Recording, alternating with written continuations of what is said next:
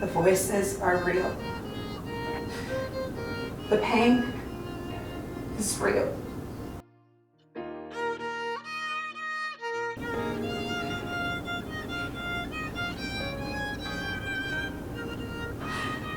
My fear of it all is real. The only thing that isn't real is me, because I sure don't feel real.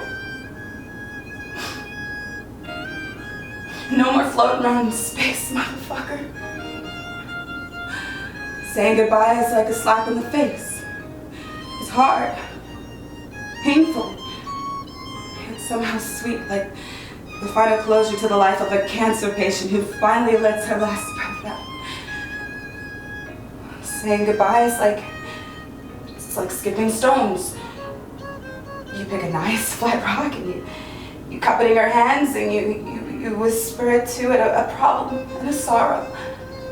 And then you kiss it, as if it were an infant sleeping in its crib. And then you toss it, watching it skip away, counting 1, 2, 3.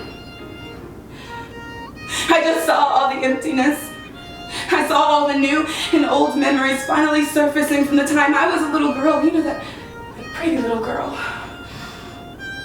I just couldn't take the fact that the idea that one more person had fucked with my mind, violated me. I stood there in the mirror with my eyes shut. Imagined my life 30 years from now, still selling my body at the same cheap crack hotel. I thought, shit, I'm so tired of renting my pussy to the highest bidder. And sometimes the highest bidder only had $20 to his goddamn name.